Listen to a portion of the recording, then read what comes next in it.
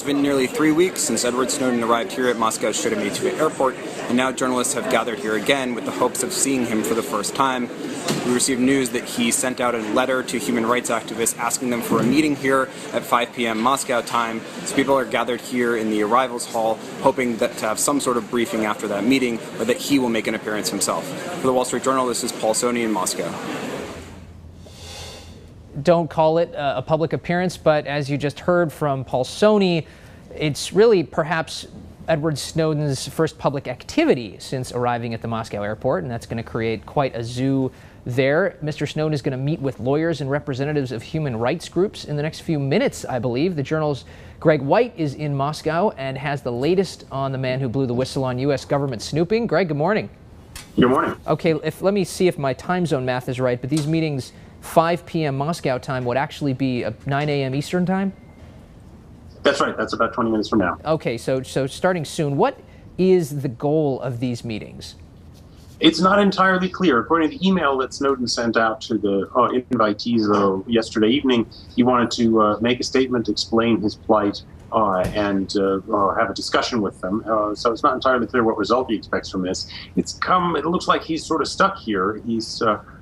His U.S. passport has been annulled by the U.S. authorities, and he doesn't seem to have any other valid travel document.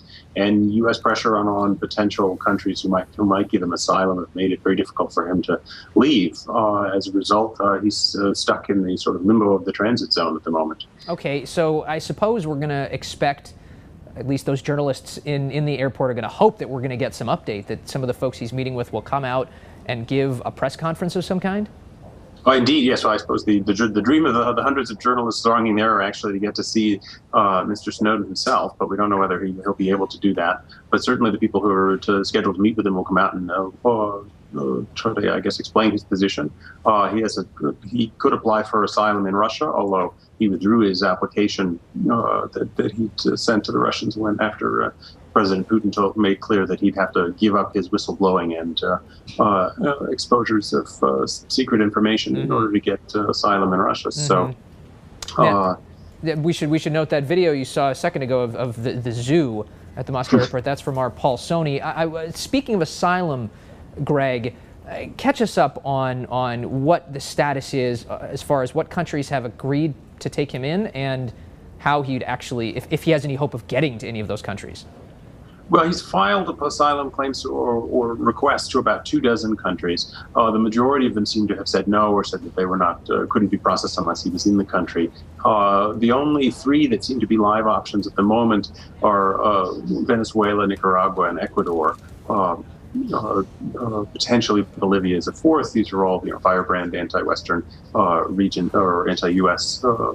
Governments in Latin America. But the problem is there are no direct flights that would get him there. And at the moment, it doesn't appear there's any way for him to get to those places. And the leaders of those countries so far haven't shown a willingness to give him any kind of refugee travel document, because he needs some sort of document to show who he is and to be able to get on the plane. And he doesn't have that at the moment.